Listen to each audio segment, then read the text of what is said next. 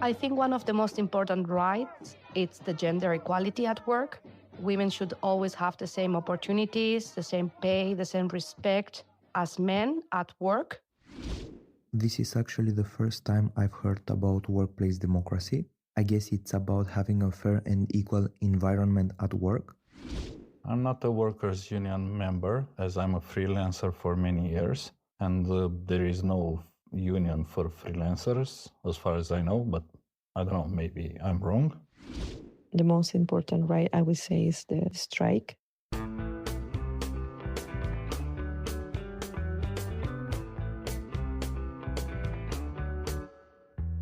Hi there, and welcome to Collective Voices, the podcast from the International Trade Union Confederation. What you've just heard are the collective voices of some young people about the work that they think unions do.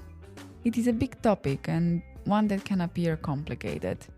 I am Stefania Cîrlea, and I will be your host for this first series, Back to Basics, in which we are going to try to answer some of those questions and hopefully leave you feeling more informed and more inspired to join a union, talk with your colleagues about workplace issues, and hopefully get engaged in shaping change. But first, a little bit about me. I work in the ITUC's communications team, helping to make complex ideas clear and more relatable. My colleagues and I share the stories of workers from around the globe, as well as their struggles and their victories, because these stories matter to all of us. We can all relate to them. And this work also connects deeply to my own story. I grew up in Spain as the daughter of Romanian immigrants, and from a young age I saw how hard my parents worked, often in difficult conditions. They didn't always speak up, sometimes out of fear or sometimes because they didn't really think it would make a difference. And those experiences shaped me. They made me care deeply about democracy and about human rights and about the importance of fairness in our society and at work. Later on, when I moved to Belgium and joined the International Trade Union Confederation, I saw how trade unions bring those values to life. I learned that their work is about fixing problems in individual workplaces, but it's also about making sure that the voices of workers are actually heard by employers and governments, and that balance of interests, what we call in trade unionism a tripartite dialogue, is actually a key feature of a healthy democracy. The workers united will never be defeated! The workers united will never be defeated! When all our voices are heard, democracy is stronger. Moreover, I also learned that international labor rights protect all of us, no matter where we work or where we live. And that knowing these rights is the first step to using them and to be able to fight against workplace discrimination or unfair treatment, or just negotiate better conditions in our workplace. These rights, they essentially ensure that our working lives are safe, fair, and dignified. And this is why I'm hosting this series, because what I've learned at the ITUC is something that I want to share with those who may not be aware about their labor rights or about the role that unions can play when it comes to defending them. So in Back to Basics, we are going to look at each of the fundamental labor rights that protect every worker.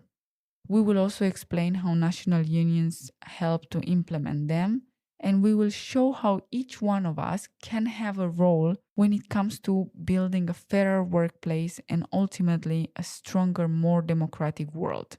Here is what Monica Teffer, lawyer at the ITUC's Human and Trade Union Rights Department and our guest in the third episode, thinks about it. Workers do not need to accept poor conditions as some kind of unchangeable fact of life. Of course, I am not naive. I know that sometimes you have to take a bad job just to survive, just to put food on the table for your family. But my advice is this: don't do it alone. That's the key. Because alone, you are at the mercy of the boss. Alone, you have no power to demand better. But together you can change everything. So let's get started with the basics. What is a union? Do you know what a union actually is? Well, think of it this way. A union is simply a group of workers coming together to make their voices stronger. Alone, it's easy to feel that you can't change much at work, you don't have much power. But when you and your colleagues start talking, join forces, suddenly you have more power. You can sit down and actually negotiate with your employer.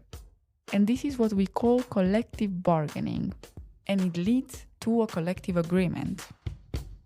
A collective agreement is a contract between workers through their union representatives and the employer on things like wages, working hours, maternity leave, or safety rules. On a local level, this might mean that your union helps you push back when shifts keep changing last minute, or it ensures that safety measures are actually respected. It is about fairness and balance in your day-to-day life at work. In the recent past, an example of this type of negotiation led to medics and transport workers being given proper protective equipment during the COVID-19 crisis. But unions don't stop there. This is only the local level. The rights they defend, like organizing, bargaining collectively, being free from discrimination or forced labor, are also recognized internationally by the International Labour Organization, also known as the ILO. The ILO is a United Nations agency that focuses only on the world of work. And what makes it unique is its tripartite structure, again this word. Basically, it consists of workers' group made of representative unions like the International Trade Union Confederation, an employers' group made of industry bodies and their representatives, and governments. All of these, they sit together at the same table to set international labor standards, which are the rules that should protect workers everywhere, no matter where they are. From there, once those standards have been set, national unions push their governments to adopt those standards into their laws. And once those protections exist, unions on the ground, your local union, use them in negotiations with the employers through collective agreements. So actually, when you zoom out, a union is part of something much bigger. It connects your individual experience and that of your colleagues with national laws and international labor standards. And then it ensures that those international standards are actually applied in national law and in workplace practices. And when those standards are applied, this means that workers are better paid, they are treated better in their workplace, and they have a voice. ITUC's Director of Campaigns and Organizing, Todd Brogan, explains more about it in the first episode of the series. There's also something labor academics call the union wage premium. It's the pay gap between union and non-union workers. And depending on where you live and what sector, et cetera, it can be 6% more, or it can be as high as 30% more in some places. And when you look around, we're in a global cost of living crisis. And all of the things you actually need to survive, it's housing or food or healthcare, they're all getting too expensive. And so that extra money in your pocket that you get when you are a member of a union is a life-changing difference. Making tangible differences to the lives of people is at the core of union work. And it brings us back also to the core of this series, the fundamental workers' rights. These are basic rights that every worker is entitled to. And they were formally recognized in 1998 by the ILO and have since been amended to include also other rights that are acknowledged as the foundation of fairness at work worldwide. These rights are the following: the right to join a union and organize with your colleagues, the right to bargain collectively with your employer, the right to be free from forced labor and child labor, the right to work without being discriminated, the right to safe and healthy working conditions, and the much contested right, the right to strike. In short, the right to demand more for our daily labor and not be viewed as a mere commodity purchased at the cheapest price. As Papa Danqua, director of the ITUC's Human and Trade Union Rights Department, puts it in episode 7 of this series, democracy is about the freedom to participate and to be included in decision making. And the right to strike is that quintessential element of freedom for workers. So the work of unions begins with its members. Workers getting together with their colleagues form the bedrock and driving force of the union movement. But to do this, these workers, us, we need to know about the fundamental labor rights under international law. And that's exactly where Back to Basics comes in. In each episode, I will take one of these rights and I will unpack it so we can understand what it means in practice, why it matters, and how it affects workers' lives every day.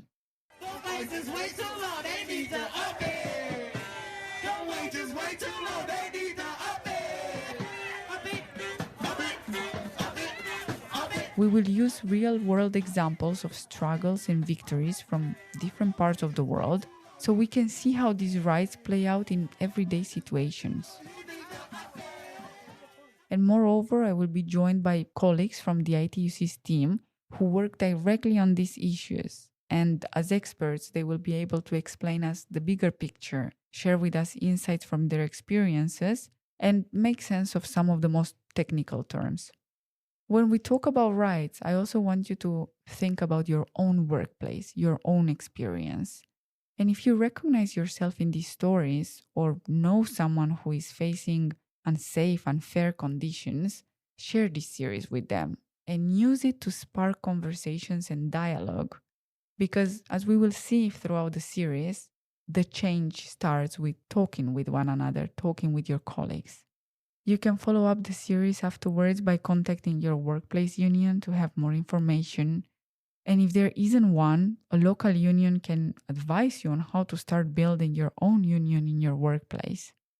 We have produced a guide that accompanies the series, and we will make sure to put it within the description of each episode. Back to Basics isn't just about understanding your rights. It's also about giving you the tools to act on them. So you might be wondering, why are we doing this podcast now? Well, the answer is rather easy. Look around you. When we just see the world, we realize how fast it is changing and how fast the world of work is changing. We're living through an unending economic crisis where the cost of living keeps rising, but the wages don't keep up. We see corporations growing more powerful and wealth concentrated in fewer and fewer hands. And at the same time, new technologies are rising and they are reshaping jobs in ways that aren't always fair to the workers. In episode 4, Jeroen Bernard, the ITUC's political director and expert on forced labor, points to the scale of the issue. There are more people in forced labor today than there ever been at any point in human history.